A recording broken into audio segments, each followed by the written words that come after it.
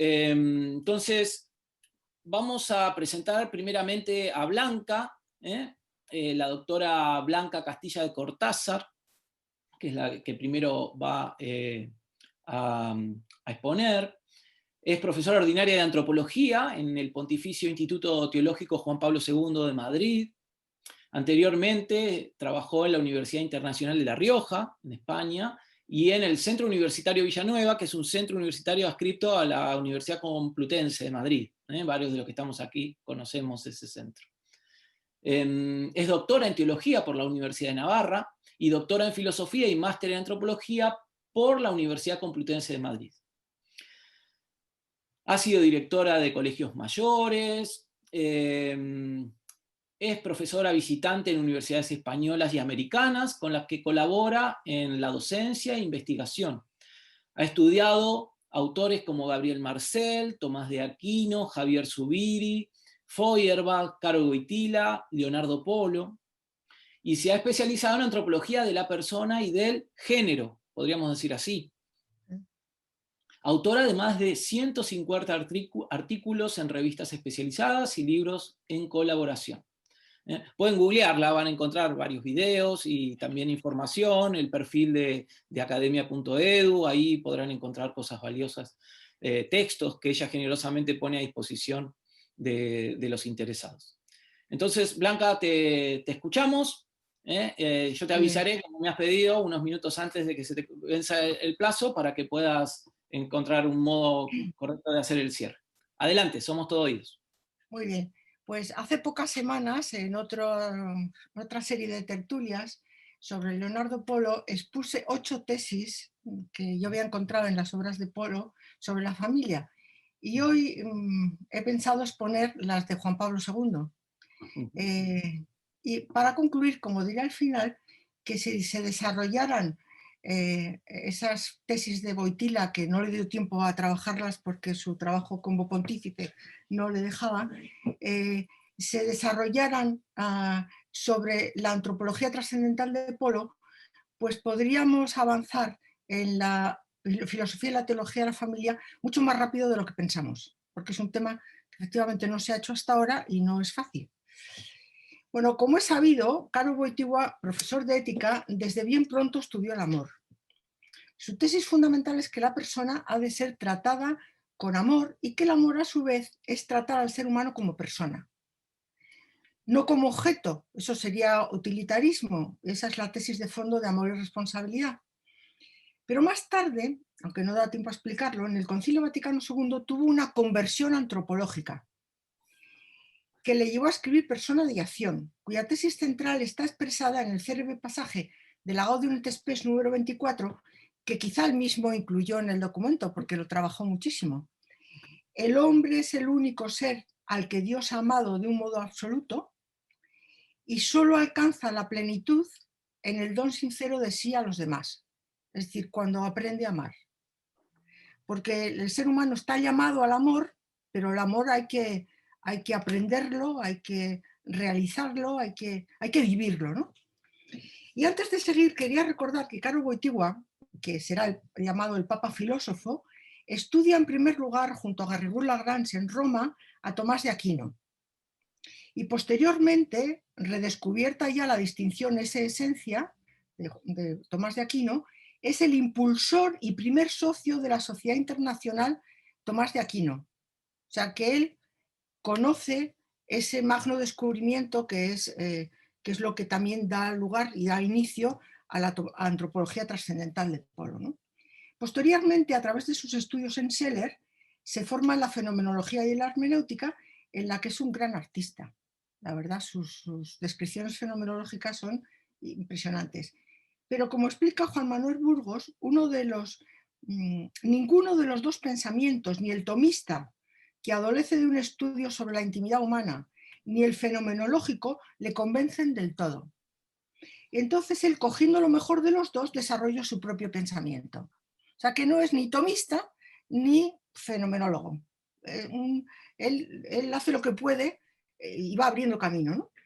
Consciente de que la antropología hecha en el pasado es insuficiente, busca lo que él denomina una antropología adecuada. anclada en el S, y muchas veces lo pone así en latín, S. Ciertamente es necesario partir de la experiencia, pero no es suficiente con la descripción y la hermenéutica fenomenológica. Es necesario explicarla más a fondo, desarrollando la estructura de la intimidad humana. Esto, hay unas citas que son de su puño y letra en la Fide Serracho, que bueno, si publico esto las pondré a pie de página, ¿no? Y otra de las cosas que él proponía era repensar los trascendentales. En repetidas ocasiones se refiere a la persona como el acto de ser y pone entre paréntesis S, ampliando la noción de persona de Boecio, y en otros lugares afirma, por ejemplo, ¿quién es el hombre? Si el libro del Génesis al inicio dice que es imagen y semejanza de Dios, significa que en el hombre se halla la singular plenitud del ser. Eso dice, una singular plenitud del ser. De aquí que algunos de sus estudiosos más importantes, más profundos, que es Angelo Scola, ha concluido que su pensamiento está pidiendo una ontología peculiar para la antropología. O sea, él se da cuenta que el estudio del ser del cosmos no es suficiente para estudiar al hombre. Y claro, eso es justamente lo que ha desarrollado Polo en su antropología trascendental. Una ontología peculiar para la antropología. Bueno, pues él la estaba buscando. Entonces, al plantearnos hoy la necesidad de una filosofía y de una teología de la familia, la experiencia y el sentido común nos hacen estar de acuerdo en que la familia tiene su inicio en el consentimiento de amarse de por vida entre un varón y una mujer. Esto ha sido siempre una evidencia y quizá por eso apenas se ha pensado. Yo creo que la avalancha ideológica ahora mismo está sembrando tantísima confusión porque el tema de la diferencia varón-mujer está sin pensar. Desgraciadamente, se puede constatar que la antropología filosófica ha sido secularmente asexuada. Durante siglos, hasta bien entrado el siglo XX, se ha pensado que era una diferencia exclusivamente corpórea, pues se mantenía desde el siglo IV, desde Clemente de Alejandría y Tomás de Aquino, y San Agustín, siglo IV, que el alma, donde supuestamente radicaba la imagen de Dios, era asexuada.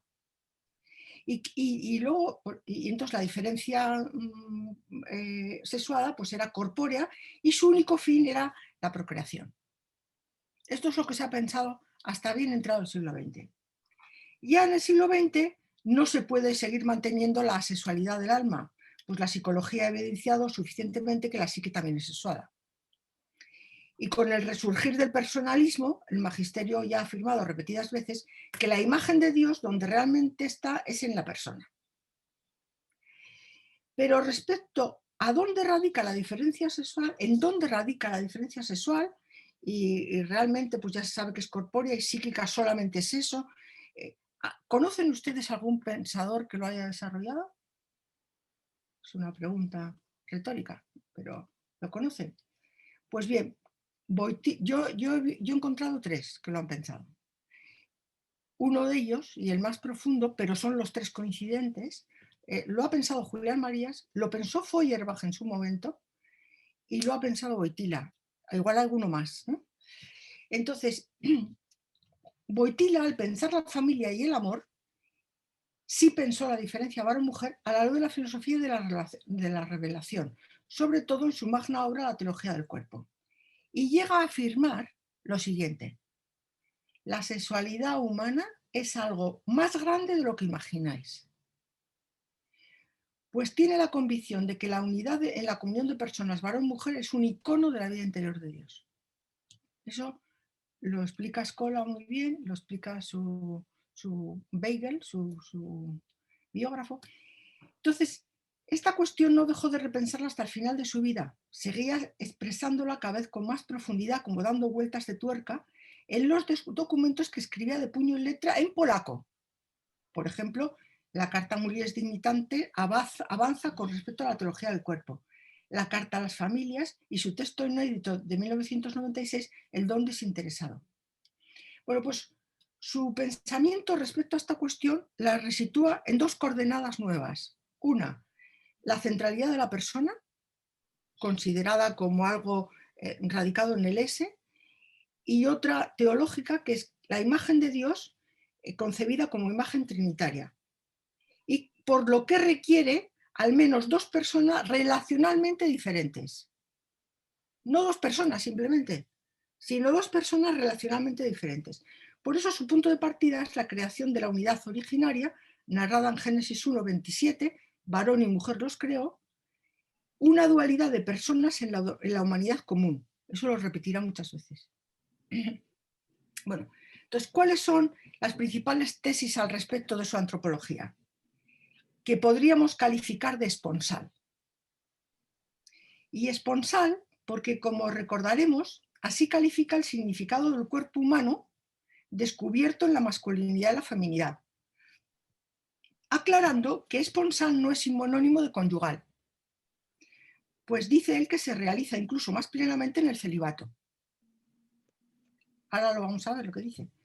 Sus tesis son una profundización en un texto anterior a su pontificado que versa por qué la Iglesia Católica solo llama a los varones a la ordenación ministerial.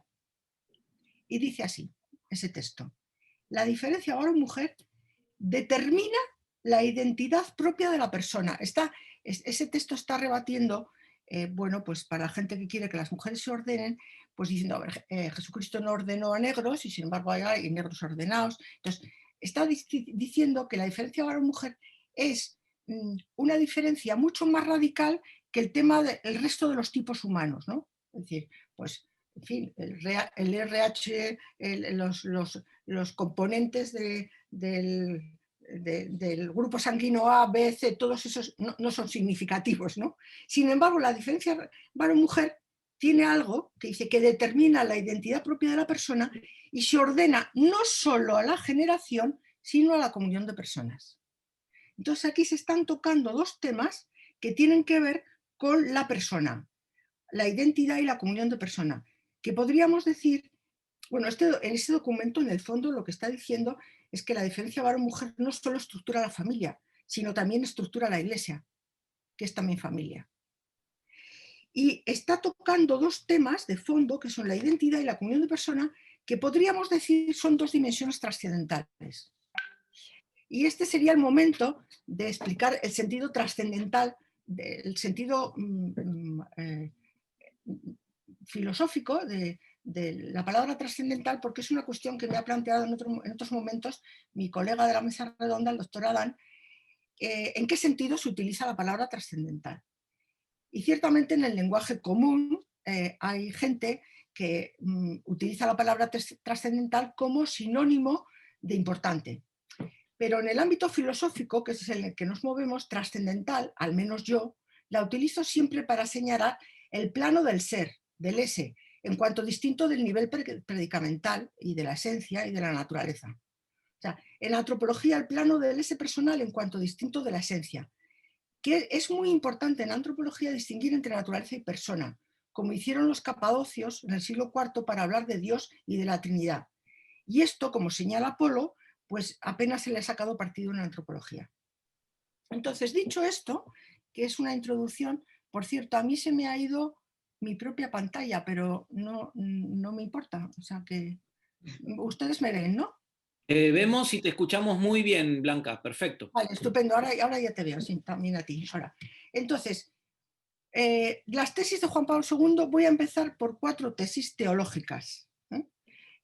No son las primeras que hizo, pero vamos por orden. Juan Pablo II empezó haciendo una exégesis de los, como es sabido, ¿no? Las primeras 23 audiencias de la teología del cuerpo sobre la creación, que como es sabido está narrada en 2 pasajes, Génesis 1 y Génesis 2, que si se leen literalmente los dos son contradictorios. Porque el primero dice que Dios crea un hombre a su imagen y los crea varón y mujer, o sea, a la vez, simultáneamente los crea, ¿no? Y luego viene el texto de Génesis 2, el famoso conocido por el de la costilla de Adán, que empieza hablando de un Adán solitario que está en relación con Dios, que le dice lo que tiene que hacer, trabajar la tierra, que ponga nombres a los animales, pero que no encuentra entre los animales nadie con quien hablar, está un poco aburrido, y es el propio Dios el que dice no es bueno que el hombre esté solo. Entonces Juan Pablo II dice que hay que leer Génesis 2 a la luz de Génesis 1, que Génesis 1 es un lenguaje mucho más elaborado teológicamente y que Génesis 2 es otro género literario, que es simbólico, mítico, que lo que está haciendo es contando una parábola precisamente para explicar por qué los hizo a los dos desde el principio. Porque está explicando lo que es la estructura de la intimidad humana. Entonces Juan Pablo II hace un análisis fenomenológico fenomenal de cómo está la persona a solas con Dios, que en el fondo es lo que Polo ha desarrollado magistralmente cuando habla de la relación creatural del hombre con Dios y de su relación trascendental en cuanto al origen y todo su desarrollo de la filiación, pues va por ahí. Pero Juan Pablo II dice que ese es el primer momento de la intimidad y por tanto la mujer también tiene su momento de soledad, ¿eh? No solamente es que el varón estuviera solo porque le faltaba a la mujer, sino que toda persona humana tiene ese momento de estar a solas con Dios. Y el segundo, el momento de la comunión. Y el momento de la comunión es, en ese momento, es la relación con el igual. Con el igual, y él habla de la dualidad original varón-mujer, ¿no? Y luego, claro, aquí hay cosas muy interesantes porque el arameo, cuando dice voy a hacerle una ayuda semejante, lo que está diciendo literalmente es voy a hacerle a alguien frente a frente. ¿Eh? Lo que se ha traducido por una ayuda adecuada.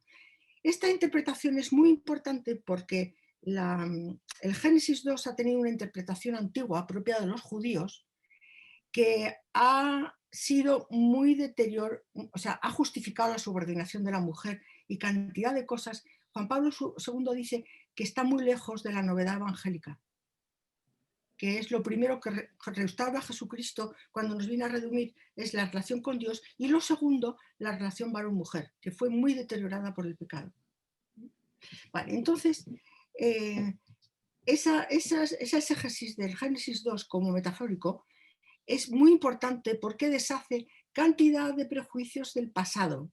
Y él dice además que la novedad evangélica, que además de la novedad evangélica, en algunos textos apostólicos, y cita 6 textos, 5 son de San Pablo, se cuelan en el Nuevo Testamento, en algunos, la interpretación antigua.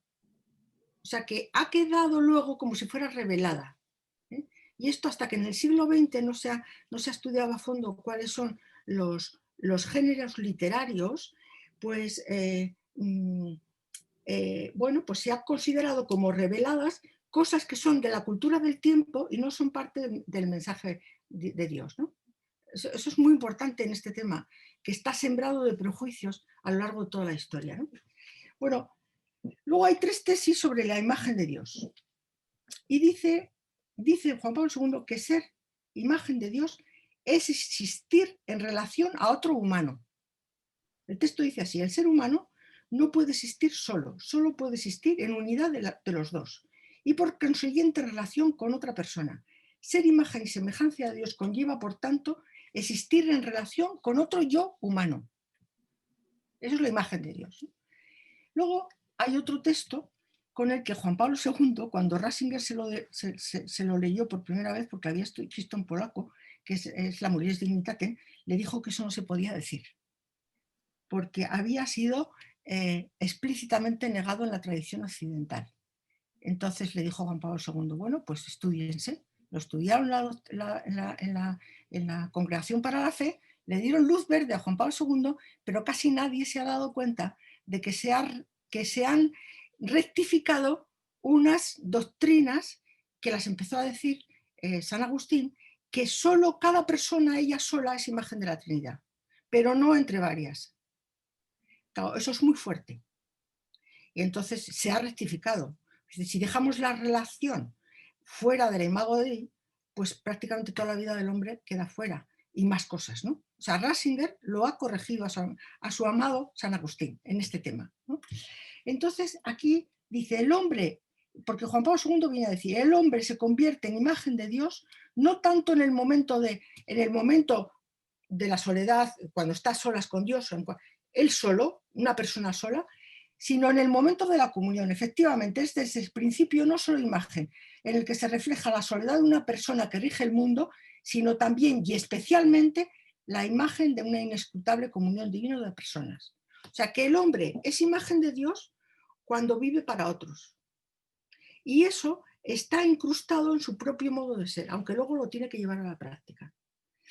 Y luego la cuarta tesis de Juan Pablo II, refiriendo a la imagen de Dios, es el significado de la unidad de Dios. La unidad de Dios, imagen de la intimidad de los tres en Dios, es expresión de la vida divina. En Dios hay unidad y pluralidad, igualdad y diferencia, y también algo parecido en el ser humano. La unidad entre las personas es una unidad superior de otro orden que acoge la unidad personal y acoge la diferencia de personas. Y dice así Juan Pablo II: la imagen y semejanza de Dios en el hombre, creado como varón y mujer, expresa también por consiguiente la unidad de los dos, en la común humanidad. Esa unidad de los dos, que es signo y fuente de comunión interpersonal, indica que en la creación del hombre se da una cierta semejanza con la comunión divina. Esa semejanza es como dualidad del ser personal de ambos, del varón y de la mujer, y al tiempo como una llamada y tarea. O sea, nacemos ya creados por Dios con una cualidad personal que nos hace varón o mujer. O sea, nacemos con la marca de la dualidad. Eso no quiere decir que haya que casarse, porque esto es algo que trasciende la historia, o sea, que es algo ontológico. Y entonces ahora pasamos a tesis filosóficas. Tengo que ir deprisa porque esto daría para mucho más, ¿no? Entonces voy a explicar las tesis. Dame un poquito más. Juan Pablo II empieza diciendo que el cuerpo es expresión de la persona. Y después de decir que el cuerpo es expresión de la persona, dice que el cuerpo tiene un significado esponsal. Y para él, esponsal quiere decir que el poseedor del cuerpo humano, el cuerpo tiene capacidad para que en el cuerpo humano se reconozca que su poseedor es una persona. Por ejemplo, cuando se dice, esto sí que es hueso de mis huesos y carne de mi carne. Adán reconoce a Eva por su cuerpo. Y luego el cuerpo es capaz de expresar el amor. Por esas dos cosas le llama esponsal. Luego hay otra característica, otra tesis que dice Juan Pablo II, es que la sexualidad es riqueza de toda la persona. Cuerpo, sentimiento y espíritu. Entonces es transversal. Lo coge todo el cuerpo, pero no en unos órganos, sino cada célula es XX o XY. Luego los sentimientos. Y luego además desborda los tipos humanos. Por eso habría que estudiar mejor lo que son los tipos humanos y los modos de persona. Porque en todos los tipos humanos hay varones y mujeres. Entonces la transversalidad creo que es una de las líneas de Ariadna que tendrían que servir para entrar en esto, ¿no? Entonces, la tesis más importante filosófica, que no la he visto en ningún otro autor tal cual, es la que dice que el sexo es constitutivo de la persona, no solo atributo suyo.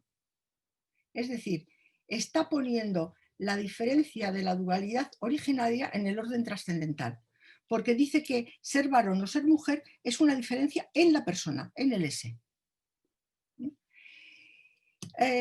Entonces, cuando le llama esponsal, dice que él utiliza la palabra esposo como sinónimo de varón y la palabra esposa como sinónimo de mujer. Y hay un texto muy bonito referido a la mujer que dice: la mujer representa un valor particular como persona humana por el hecho de su feminidad, y eso se refiere a cualquier mujer independientemente de su contexto cultural, de sus características espirituales, de su condición de casada o soltera, y eso es ser esposa.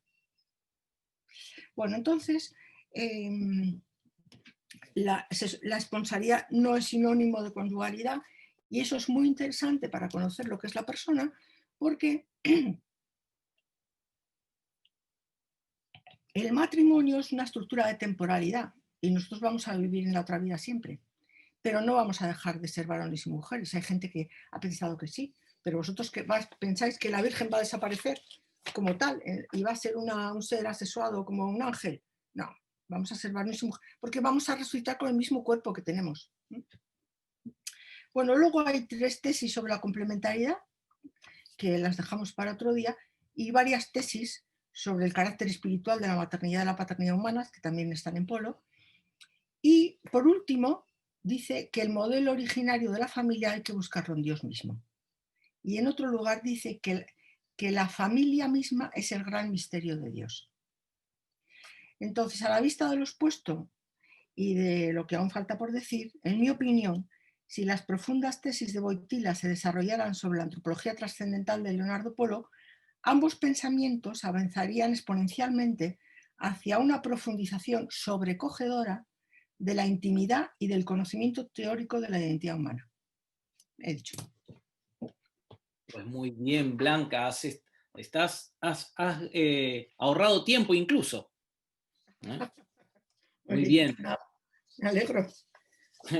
Bien, entonces, muchas cosas por preguntarte o por Sí. hacer comentarios, ¿no? Pero demos paso ahora al padre Adam. Él es polaco. Desde allí va a hablarnos sobre lo que él particularmente ha investigado al realizar su tesis doctoral en la Universidad de Navarra sobre Leonardo Polo. Esa tesis lleva por nombre La dualidad radical de la persona humana, un intento de proseguir la antropología trascendental de Leonardo Polo. Y lo que nos interesa particularmente del padre Adam es que pueda encontrar cierta disonancia sobre lo que acaba de contarnos Blanca, ¿no? Para encontrar que sobre la misma cuestión se pueden encontrar matices que a veces son matices más radicales y a veces menos radicales, ¿no es cierto? Entonces, le damos la palabra al padre de Adam y si necesita compartir pantalla, pues adelante, padre. Buenos días. Muchas gracias por la invitación y es un honor para mí. Y también cuando pensaba sobre las palabras, cómo empezar, quería decir que me siento como un pequeño entre dos grandes, aunque el otro grande no está presente porque está enfermo. Pero yo cuando pensaba sobre el tema del doctorado, el grupo nuestro de chat del WhatsApp sobre el Polo, que fue muy estimulante para orientarse en qué vale la pena estudiar. Y quería decir que la profesora Blanca Castilla a mí me inspiró mucho para profundizar en los temas de la familia, porque estaban muy presentes en este chat. Y el profesor Juan Agustín García,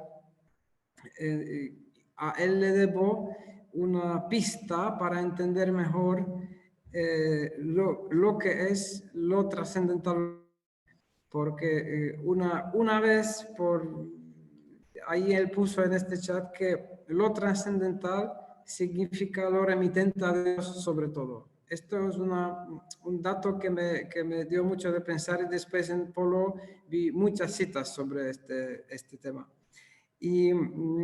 Pero también al inicio solo quería también decir que Juan Asirio es uno de los 4 estudiantes doctorales de aquel tiempo en Navarra que me invitaron para estudiar Apolo, porque fuiste tú. El primero fue Juan Carlos González de Guatemala, el otro Beto Vargas y el otro Sidney Fresneda, que hablé con vosotros. Pero bueno, no quiero prolongar con estas cosas. Ahora voy a poner mi pantalla porque pensé un poco tarde pensé de ello que puede ser útil mostrar algo en forma de PowerPoint. Y no lo preparé todo lo que quería, pero yo creo que por lo menos, para empezar, a veces el texto, ¿ya lo estáis viendo? Perfecto. El tema de lo que preparé hoy es este. ¿qué es lo trascendental humano? ¿Qué es esto? Y como también me sugirió Juan, me baso en esta presentación en un artículo que publiqué en este número de Estudios Filosóficos Polianos, el significado de lo trascendental en antropología de Leonardo Polo. Allí, si uno quiere, puede acudir y leer. Yo quería centrarme en algunas cosas de este artículo. Y 4 tesis de entrada quería dar. La primera es comprender lo trascendental de Leonardo Polo es de importancia trascendental en la antropología trascendental. La repetición es, bueno, no es de casualidad, porque yo lo veo que hay mucha falta de comprensión sobre, bueno, lo que Polo exactamente dijo, ¿qué significa esto? La segunda tesis es que el sentido de trascendental en la filosofía de Polo ha sido, bueno, es explicado por él con debida y suficiente precisión filosófica. A mi modo de ver, él no deja duda y lo deja muy claro. Y es lo que yo quería expresar en este artículo. Después, tanto el universo físico como el ser humano tiene dimensión trascendental, aunque de distinta índole, y en esto nos centraremos. Y después, otra tesis que la filosofía occidental a lo largo de su historia prácticamente no alcanzó la dimensión trascendental del ser humano, y la filosofía moderna de ninguna manera. Después tenemos, claro, estas corrientes, un poco existencialismo, un poco fenomenología, un poco personalismo, se acerca mucho a este tema, pero digo de la línea más fuerte de la filosofía moderna, de ninguna manera llega ni Descartes, ni Leibniz, ni Kant, ni Hume, ni Hegel, ni bien. Y el modo de comprender correctamente lo trascendental humano no resulta simplemente una de las cuestiones abiertas en la discusión filosófica dentro del ámbito poliano, sino que sostiene toda una antropología. Yo pienso que cómo entendemos lo trascendental humano pesa sobre cómo entendemos toda la antropología trascendental de Polo. Por eso es una cuestión muy clave de comprenderla, así como la comprendió Leonardo Polo. Y es lo que yo intenté y voy a presentar lo que como yo comprendo, como Polo comprende lo trascendental humano. Entonces quería empezar de esto que es lo más como, no sé, intuitivo, más como cuando pensamos que algo es trascendental o incluso bien, de trascendental importancia, ¿no? Que por lo pronto trascendental en la antropología trascendental se puede interpretar simplemente como lo más importante, lo más digno del hombre, lo más alto de lo planteable en la antropología. Así, en este sentido, yo pienso que la distinción sexuada en el ser humano es absolutamente trascendental, claro. No es un atributo de persona, no es un... Es de importancia trascendental sin ninguna duda. Y esto es lo que copio del artículo, no es que lo preparas especialmente. Es mi opinión sobre este tema. En este sentido nos sorprende que la actitud de la profesora Castilla, que desde hace años dedica muchos esfuerzos para defender y resaltar el gran valor de la sexualidad humana, tema por una parte poco apreciado en las antiguas corrientes del pensamiento y por otra tan desfigurado y despersonalizado en la actual cultura hedonista, relativista y dominada en buena parte por la ideología de género. Es decir, es de importancia trascendental exponer bien y en su sitio y muy alto sitio la condición sexual del hombre en el marco trascendental de la persona humana así. Pero bien, a ver qué es exactamente lo trascendental en la filosofía de Polo. La respuesta súbita de un pensador poloniano y desde luego muy acertada en el campo de antropología, que no lo puse aquí, es la que formulé de esta manera y creo que, bien, vamos a leerla. De acuerdo con la antropología trascendental, lo trascendental humano es la persona humana entendida como coacto de ser personal, que se convierte con sus trascendentales personales. Coexistencia libre, intelecto personal, amar, donar. Es lo que un, digamos, poliano educado indicará simplemente porque es... está claro en los escritos de Polo y creo que entre los polianos ninguno tendría ninguna pega para esto. La cuestión es qué significa esto, ¿sí? Pero bien, esto es el nivel trascendental, porque tenemos el nivel trascendental, que es este, después tenemos el nivel potencial también espiritual, que es la esencia humana, la inteligencia, la voluntad, que son inmateriales, que son espirituales, pero potenciales. Aquí tenemos el nivel de actividad. Aquí no hay actividad trascendental precisamente. Y después vamos en vamos en centrar, nos centramos en trascendentalidad y no en sus diversos... ¿Qué es la trascendentalidad? Y al inicio, no en el hombre, porque para pasar al hombre tenemos que comprender lo que Polo llama lo trascendental en el mundo, en el universo físico, porque sin esto no entenderemos bien lo que pasa con la persona.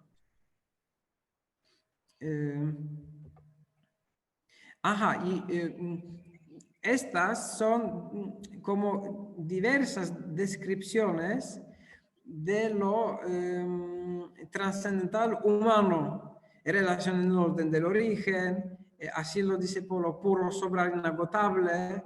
Esto es todo, todavía adelante de lo que dije que vamos al universo físico, todavía vamos a ver la intimidad, es lo que llama este nivel, la dualidad radical, es este nivel trascendental, la libertad trascendental, el intelecto subcoactus, el dar trascendental. Por ejemplo, sobre el dar trascendental aprendí mucho del profesor Ignacio Falgueras, que es espectacular como lo explica. Y muy bien.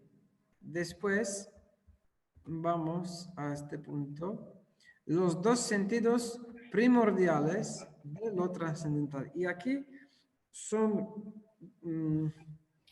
bien. Empiezo de una cita de Juan Fernando Séez, que esto es lo que puse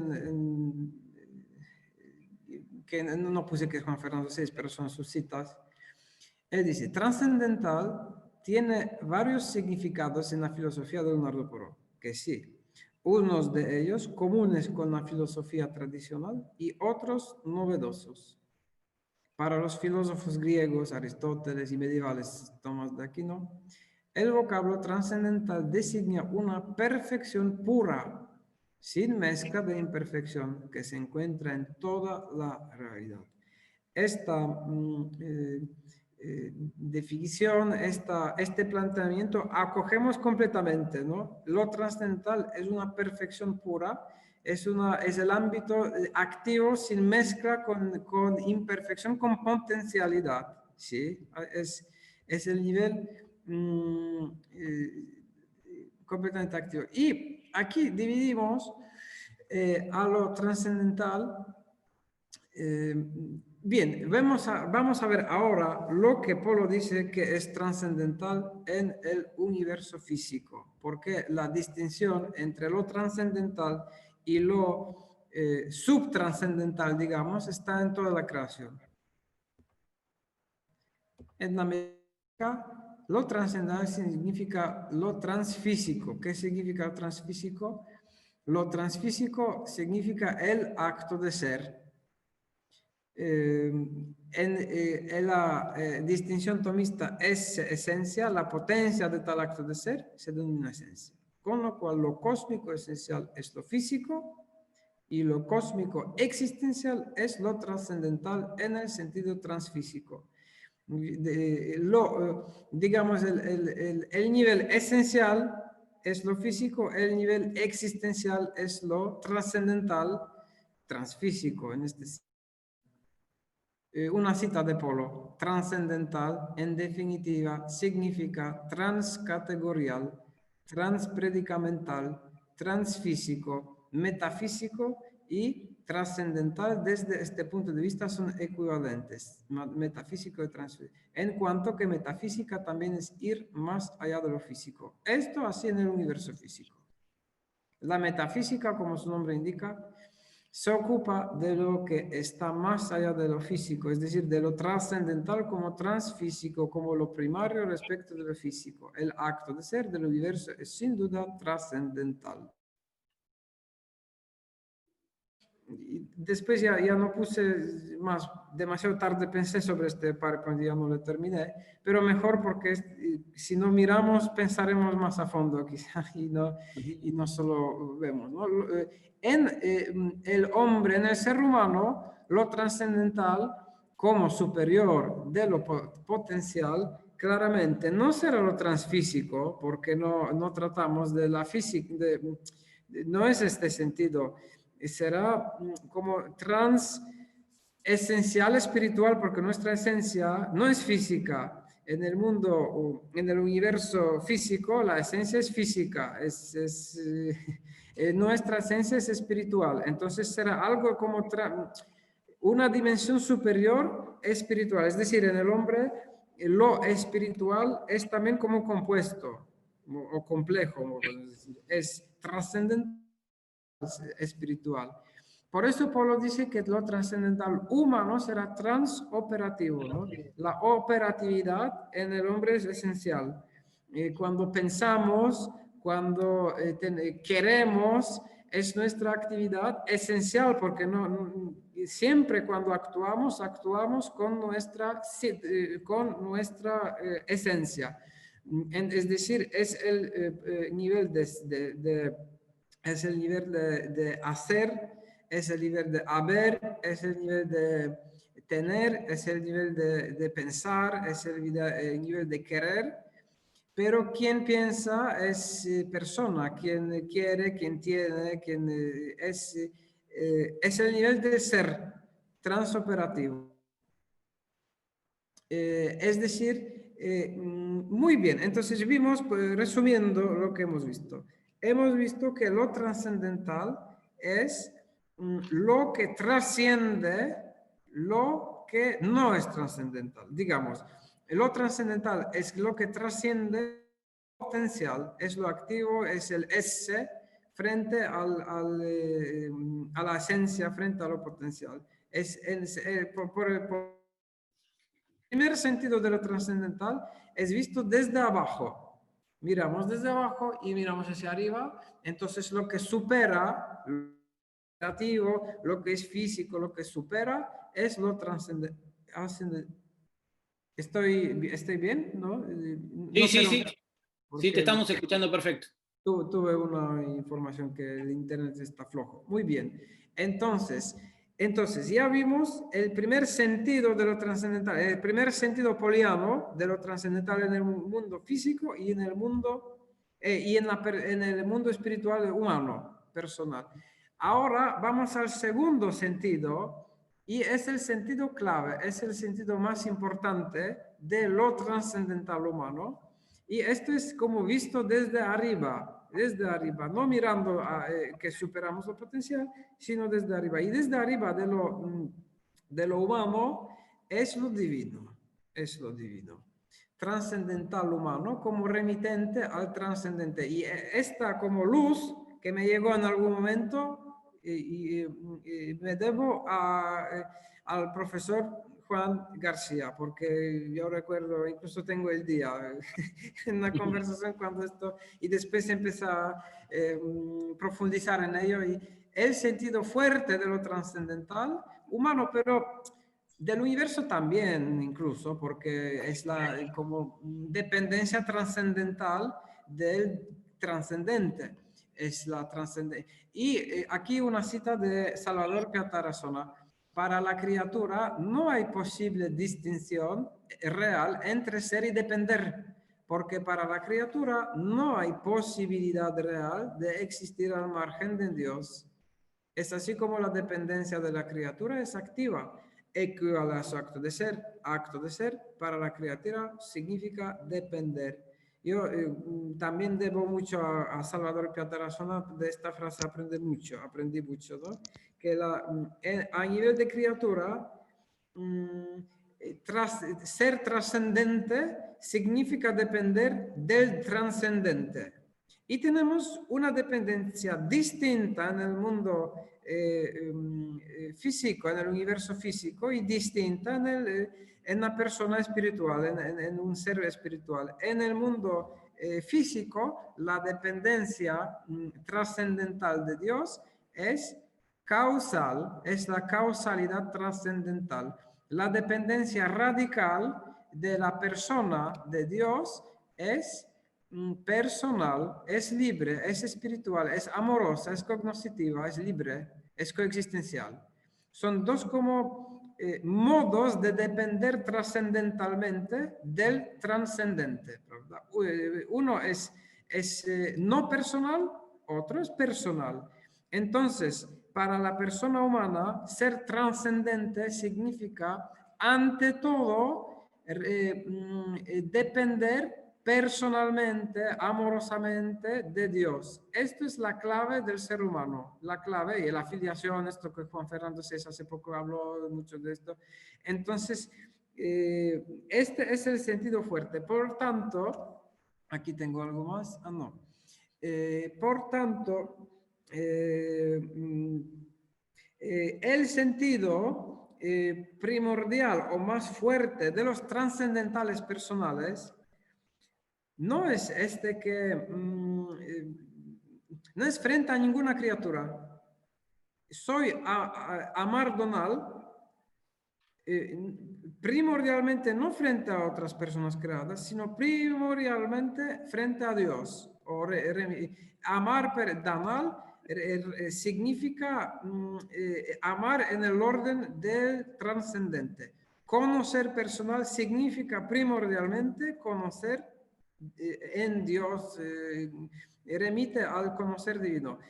Coexistir primordialmente en la persona humana es coexistir en Dios, en el orden de Dios, ¿no? Esto significa la trascendencia humana. Esto significa en su primer absolutamente sitio.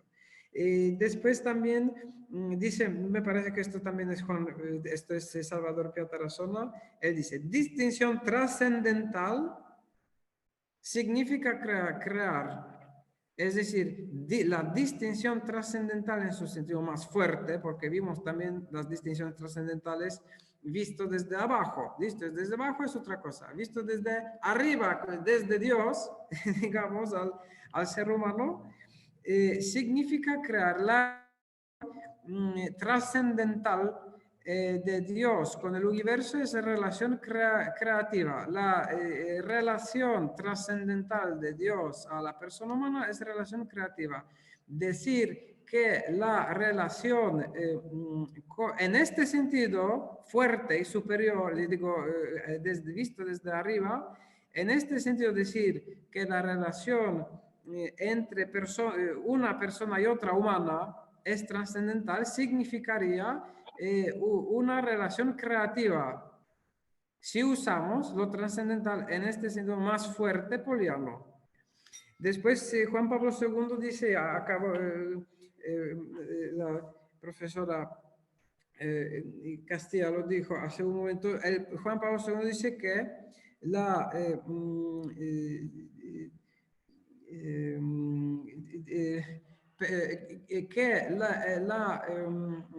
distinción sexual es personal,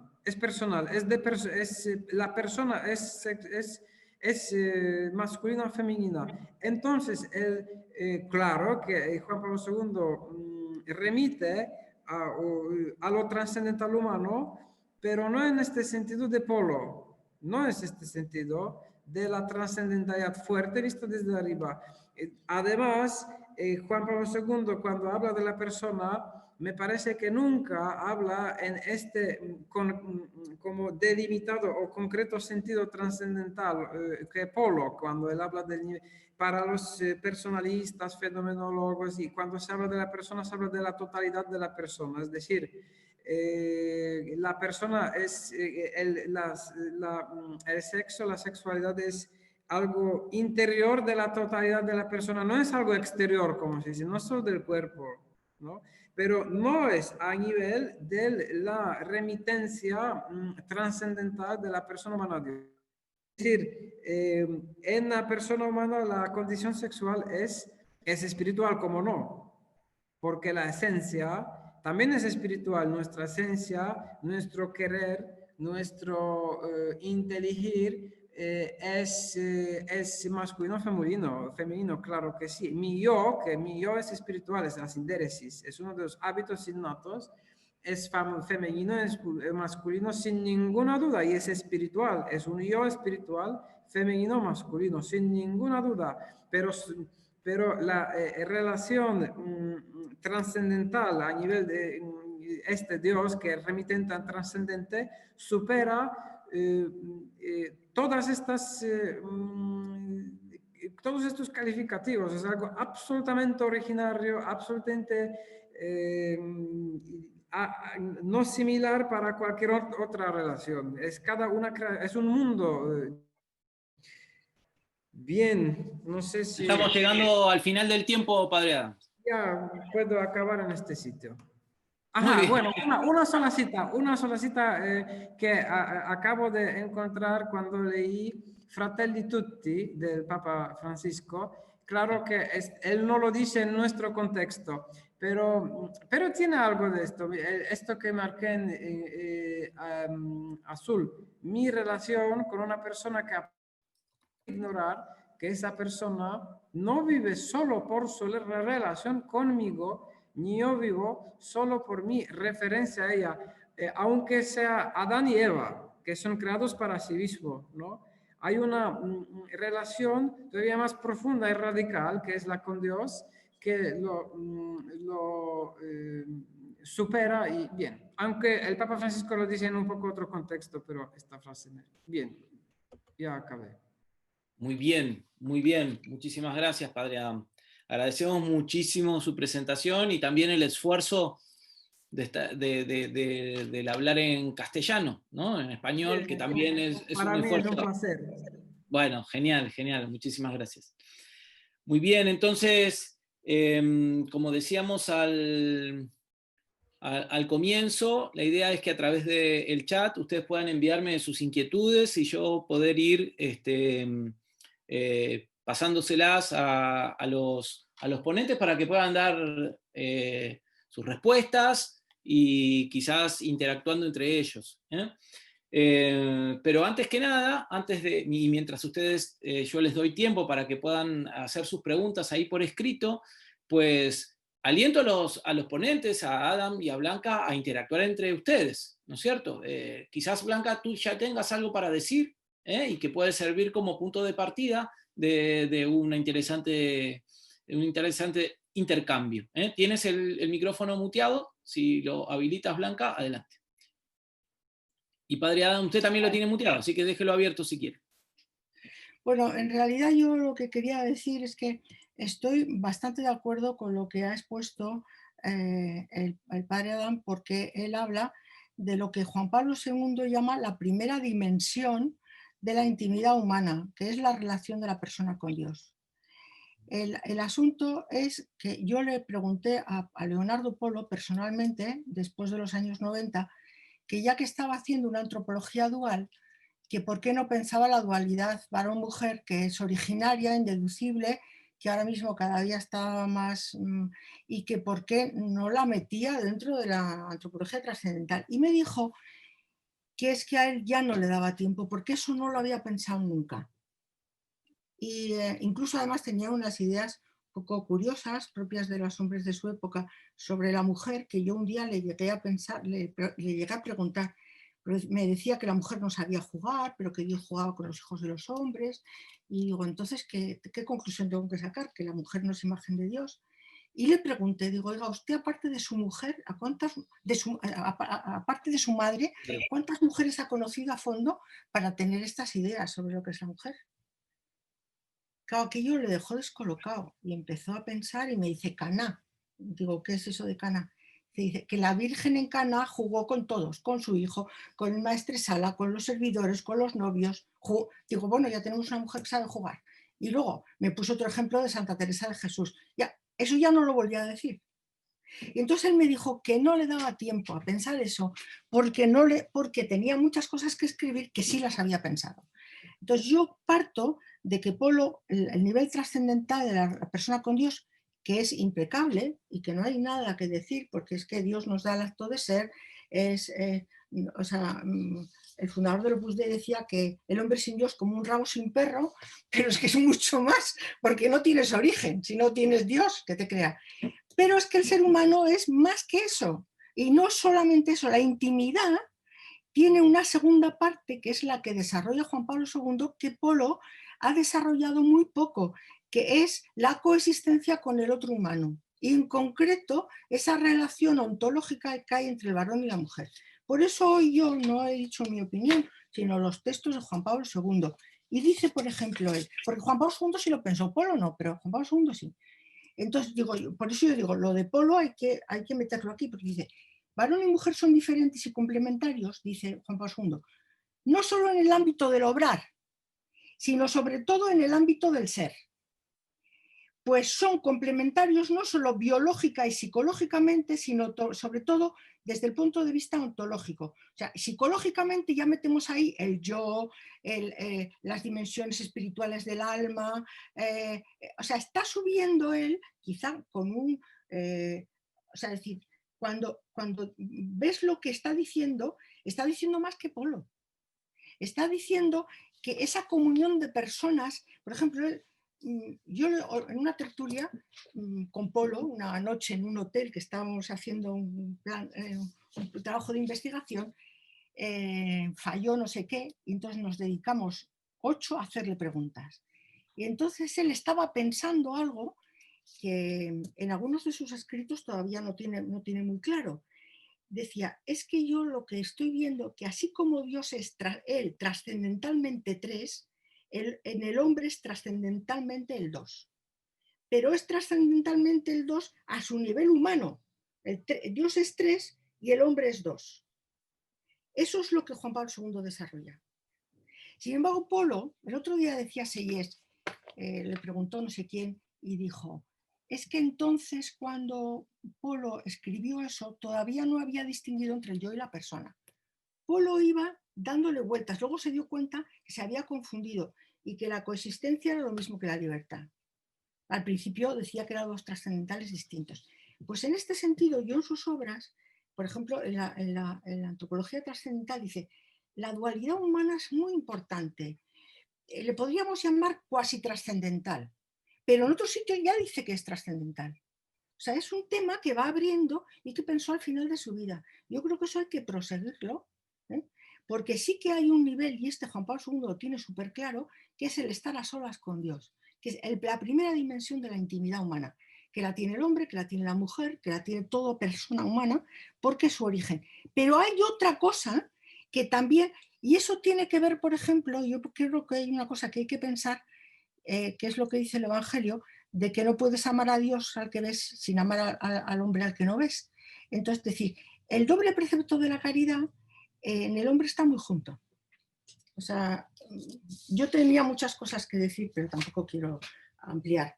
Es decir, cuando Juan Pablo II dice que el hombre no es solo diferente y complementario en el ámbito del obrar, sino en el ámbito del ser, porque son complementarios biológica, psicológicamente y ontológicamente, y Juan Pablo II no es un fenomenólogo al uso que utiliza a la persona como el todo.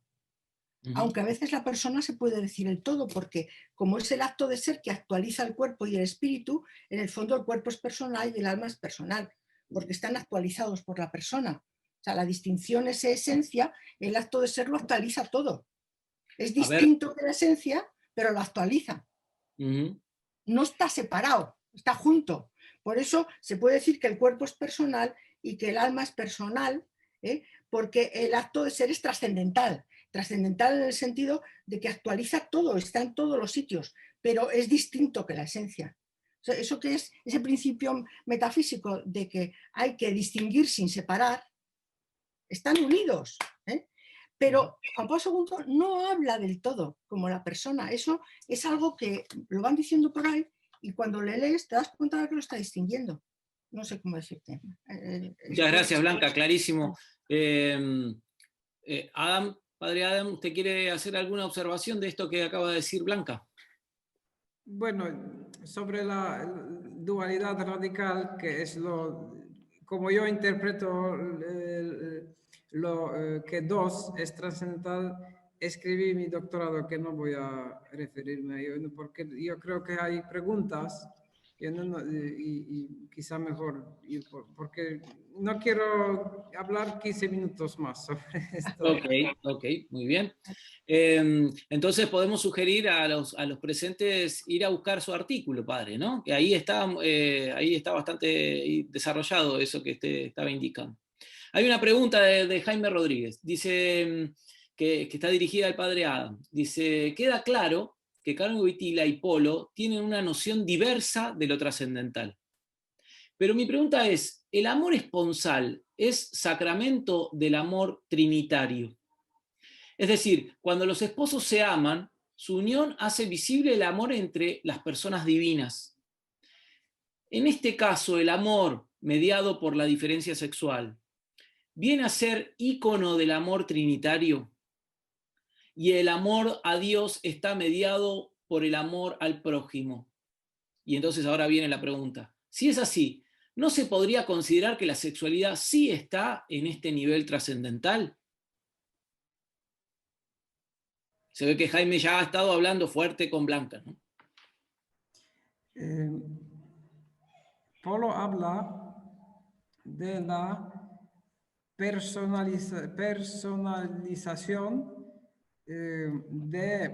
claro, persona o lo personal es lo trascendental y podemos trascendentalizar nuestras dimensiones inferiores y hemos de trascendentalizar, es nuestra como vocación, es decir, llenar, o Polo dice empapar empapar nuestra voluntad, nuestra inteligencia, nuestros actos corporales, claro que todo con el sentido trascendental.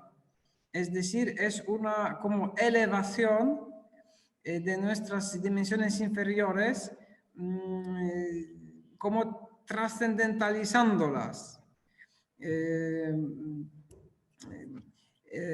Por esto, el sentido trascendental llega hasta la relación interpersonal humana, hasta la vida, claro, familiar, que es una imagen de la Trinidad, pero nunca seremos trascendentales en el sentido divino. Es que no nos separemos de la distinción real, nunca jamás, tampoco en el cielo. Es que seremos actos potenciales hasta toda la eternidad. Esto no cambiará nunca. Es decir, nuestra esencia, nuestro yo, nuestra voluntad, nuestros actos de amor, aunque tengan el elevado sentido trascendental que nos acerca a Dios y nos asemeja a Dios, es la semejanza con Dios, será de índole humana siempre. Es decir, nunca dejaremos ser actos potenciales, aunque añadamos, empapamos nuestras potencias con el sentido trascendental, y esto es lo más fantástico y bello de nuestra vida. No comportarnos como animales y hacer lo que da la gana a nuestro cuerpo, sino a nuestro espíritu, a nuestra trascendentalidad, que es apertura a Dios. No sé Muchas si gracias, padre. estaba por la línea de... Ahí pienso yo, y aprovecho a decir algo intermedio antes de leer la siguiente pregunta, como un camino paralelo que ha hecho don Leonardo y Calvo Wojtyla, ¿no? Y me parece que es un buen esfuerzo, que vale la pena, el de tratar de encontrar hallazgos en paralelos o complementarios de los dos autores. Pero a mí me parece que el punto clave de la discusión, quizás el quicio de la discusión, sea el de cribar un poco esta idea de que el ser humano es tripartito en el sentido de naturaleza, esencia y acto de ser o coacto de ser, por un lado, o es una unidad, y en ese sentido a mí me parece que Juan Pablo II lo ve en esta segunda manera de verlo, que es la que es, bueno, es espíritu y cuerpo, ¿no es cierto? Y entonces, yo no tengo claro, porque no soy estudioso a fondo de Juan Pablo II, si efectivamente él llega al nivel trascendental. O si hay atisbos, ¿no? Intentos, intuiciones que podríamos leerla en clave de trascendentalidad desde arriba, como decía el padre Adam, y que en ese sentido sería claramente, digamos, complementario con lo que dice don Leonardo, o que lo que él dice se queda en la unidad cuerpo-espíritu, digamos, ¿no? Y después me parece que hay ahí como una cuestión que es, ¿y por qué hay que llevar, ¿no?, la condición sexuada hasta la trascendentalidad en el sentido fuerte que marcaba el padre Adam, ¿no? ¿Qué le quita de relevancia a la sexualidad dejarla en ese nivel esencial? Hablando ahora en el contexto, digamos, poliano, ¿no es cierto? ¿Le quita relevancia a lo sexual? No lo veo tan claro, ¿no? Pienso que no hace falta llevarlo a nivel trascendental para decir que en el cielo la Virgen sigue siendo mujer, digamos. No hace falta quitarle su sexualidad a la Virgen para eso. También lo digo porque es lo que me discute mi mujer, ¿no es cierto? ¿No? Que nuestro vínculo seguirá luego de nuestra muerte, ¿no? Nada, me parece que... Bien, no sé si alguno de ustedes quiere decir algo al respecto. Blanca, quizás. El tema es que el tema de los trascendentales antropológicos creo que es importante. Igual hay que profundizar más, ¿no? O sea, los trascendentales son la coexistencia, la libertad, la inteligencia como acto y el amor. El amor es un trascendental más complicado que los demás, porque así como la libertad y la inteligencia son de la persona individualmente considerada, en el amor hay al menos otro participante. O sea, entonces, el asunto es si el amor es realmente un trascendental y si solo es trascendental el amor a Dios. Me parece muy fuerte que el amor a los demás, que es donde se expresa el amor a Dios, eso ya no sea trascendental. El problema que plantea Juan Pablo II, cuando tú dices eso, si es tripartito o tal, dice: la sexualidad es riqueza de toda la persona, cuerpo, sentimiento y espíritu. Eres tripartito, porque el espíritu es lo que considera, o sea, según la psicología está una cuarta del cuerpo, la psicología son los sentimientos, es la psique, y el espíritu es el acto de ser. ¿Comprendes? O sea, él no es la unidad cuerpo-espíritu que has dicho tú antes. Él siempre mete siempre son tres partes, ¿eh? Cuerpo, sentimiento y espíritu. Vale, eso por una parte. Y luego, el tema del amor, yo creo que el tema del amor, fíjate, yo estudiaba mucho a Juan Pablo II, estudiaba Polo, y yo decía, para meter esto que dice Juan Pablo II en Polo, hay una puerta importante, que es la coexistencia. Y todo lo que el otro día dije del tema de la intersubjetividad. Polo pone la intersubjetividad a nivel trascendental, querámoslo admitir o no, o digamos una trascendental más alta y tal y cual, pero es trascendental porque el acto personal es acto y se relaciona, el mismo se relaciona con Dios y con los demás. O sea, no vamos a poner, aunque haya distinciones de que una cosa es la relación con Dios, que es mi origen y es todo, claro, no es lo mismo que la relación con otros, pero no quiere decir que la relación con otros no sea trascendental, porque el amor o es trascendental o no es trascendental. O vamos a distinguir entre el amor a Dios y el amor a los demás. En el fondo, cuando yo estoy amando a los demás, estoy amando a Dios. O sea que yo creo que lo que hay que pensar es el amor. Porque la primera puerta para todas estas intuiciones de Juan Pablo II, para estudiarlas desde el polo, es la coexistencia. Porque también hay coexistencia con los demás, que eso Polo lo desarrolló muy poquito. Entonces una laguna que tiene, porque casi lo deja y dice que es trascendental abiertamente. El otro día indiqué unos cuantos textos, pero hay más. Y luego hay otra puerta en la que cuando yo lo pensé más, me pareció que pasaba del umbral a adentro, que es cuando explica el amor. Cuando explica el amor, que dice que en Dios es trascendentalmente trino, pero que en el hombre solo es dualmente trascendental, el dar y el aceptar. Ahí entra el tema del texto que el otro día ponías tú sobre el don. Que tiene una explicación muy clara, que es que el hombre no puede dar el acto de ser. Eso es, en ese tema, ese texto es clarísimo, pero hay más que eso. Yo creo que hay que pensar el amor. Y espera porque me están llamando. O sea, seguir hablando. Muy bien. Hay una pregunta que es para el padre Adam, entonces podemos aprovechar para acercársela mientras Blanca va a cortar el teléfono. Dice, a ver si la encuentro por aquí, espérense de todas las que hay. Desde el pecado, dice Juan Pablo, ¿cómo podemos explicar el ser como esa dependencia? ¿No? En el contexto del pecado, ¿sí? Sí. Que lo trascendental humano es santo siempre. El pecado no llega a la dimensión trascendental. ¿Por qué? Porque el pecado es la no trascendentalidad humana. Es que nuestras acciones, nuestros actos, ¿qué significa trascendentalizar las acciones humanas? Es decir, llenarlos con el sentido de amar, que es trascendental, claro. Entonces, o actuamos por amor, y esto es lo bueno, lo santo, lo que también refleja nuestra naturaleza, que somos creados para el amor, no estamos creados para el pecado, sino para el amor. Simplemente nuestra naturaleza es dañada, pero cuando no trascendentalizamos, cuando sin amor pecamos. Es decir, pero lo trascendental humano es santo. ¿Por qué es santo? Porque en el sentido fuerte, y aquí no veo, aquí veo cómo lo explica Polo, es perfecto, aquí no hay nada para añadir ni quitar.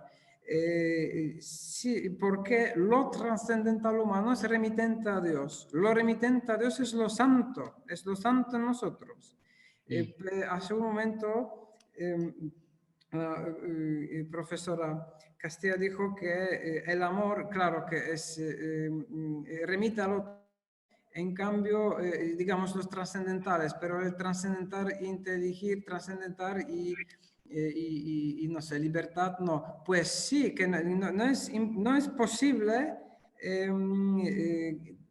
considerar el trascendental conocer como individualmente una persona. Es que no tiene sentido. El sentido de cada uno de los trascendentales es de remitir a Dios, remitir cognitivamente, remitir coexistivamente, remitir libremente, remitir amorosamente. La diferencia con el dar y con el amar es que ahí hay don, pues en otros trascendentales no hay el tercer elemento, ¿no? El amor es humano, nunca es trascendental en el sentido ontológico, es siempre operativo, digamos, es siempre por eso esencial lo que Polo subraya siempre, como el tercer elemento de esta dualidad que es trascendental, dualidad a amar, a aceptar, pero bueno, esto también podría seguir, pero no quiero quitar más tiempo. Está muy bien, está muy bien. Nos quedan pocos minutos, pero comparto alguna pregunta más. Dice alguien que no alcanzo a ver su nombre, dice, si la identidad de persona no solo es constituida, sino constitutiva, ¿qué aporta la condición biológica a la identidad de la persona? ¿Cuáles son las claves para entender que la condición biológica es significativa para explicar la identidad? ¿Es para mí o para quién? Pues para cualquiera de los dos. Si quieres tú, Blanca. No, que conteste a Anne y luego ya digo yo algo. Okay. La primera cosa que la palabra identidad es ambigua, sobre todo en el contexto poliano. Cuando Polo habla de la identidad, en el sentido fuerte, siempre habla de la identidad de existir y existencia y esencia. Lo que solo ocurre en Dios, solo en Dios. Por eso él habla en el sentido metafísico de Dios, el principio de identidad. Esto es la identidad. Y dice que el pecado de la filosofía moderna es aspirar a la identidad en este sentido en el hombre, ¿no? Bien, pero dejamos esto. Pero se trata de otra cosa, porque la pregunta es por la identidad que uno tiene o acoge a lo ¿sí? Y el influjo de lo biológico. Yo creo, bueno, Polo habla muy bonito de la esencia, que es un tema que hablamos de lo trascendental humano, pero él dice la esencia es no tesoro, sino se me olvidó la palabra española. La riqueza de la persona, dice. Pero dice que la esencia se inspira en la vida recibida, en la naturaleza, se inspira. Por eso yo pienso, mi opinión es que la distinción, la diferencia sexual la heredamos de los padres.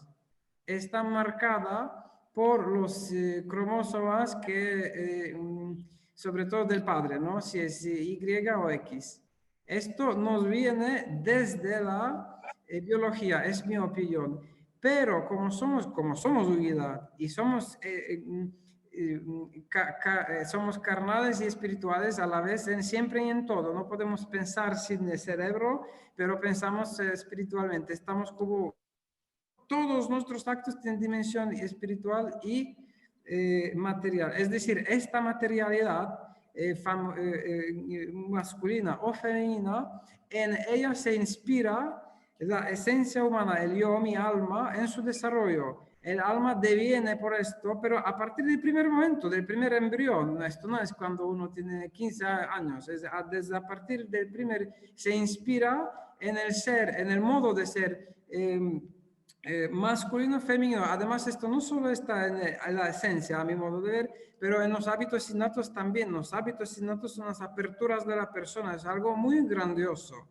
No solo nuestro pensar y querer voluntario es femenino masculino. Nuestro advertir el universo físico es femenino o masculino. Nuestra sabiduría también es femenina o masculina. Nuestro ser personal es apertura a Dios que supera toda la masculinidad. No deja aparte, no lo desprecia, sino que lo supera con mucho, mucho, mucho más que las distinciones entre lo masculino y femenino. Pero la riqueza femenina y masculina es algo fantástico y como llenando todo nuestro ser, claro, así. Bien, esta es mi opinión.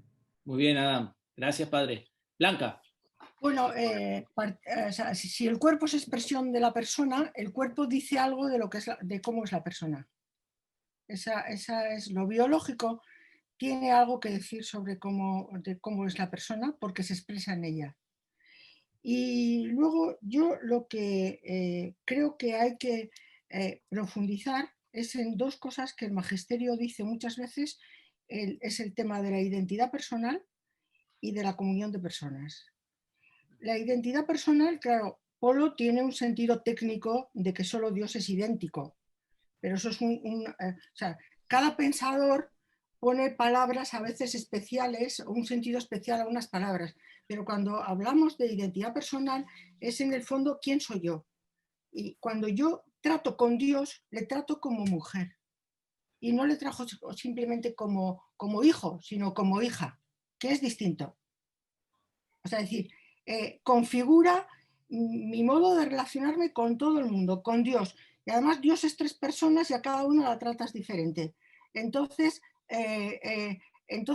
eso, la identidad es como, no solo como yo, sino cuando Juan Pablo habla de esto, siempre habla del yo personal y femenino, al hablar de la Virgen, por ejemplo. O sea, decir, que la identidad no, lo más íntimo que yo hago y mi más, que es tratar a Dios, ya que los polianos eso lo tenéis tan claro y porque Polo es lo que más ha desarrollado, porque el otro no le ha dado tanto tiempo, pero bueno, y luego creo que aquí la comunión de personas es algo tan profundo que no hemos profundizado en ello. Lo que es, o sea, en Dios se distingue, por ejemplo, la acción adestra, que es cuando lo que hace sale fuera de él, que es la creación, etc., y la acción adintra, que son sus actos internos. Entonces, la intimidad humana tiene una actividad que no es adestra, sino que es sus actos interiores. Y esos no tienen que ver solo con el trato con Dios. Tiene una dimensión personal con el trato con otros, que cuando han entrado en ti, dejas de ser tú mismo, te cambian, te transforman. Eso es lo que los personalistas han descrito como el encuentro, como, es ilustrativo el enamoramiento, pero cuando alguien entra en ti cambia el sentido de tu vida, y eso no solamente Dios, también las personas, algunas, no todas. Está bien. Muy bien, Blanca, sí, se entiende perfecto lo que quieres decir.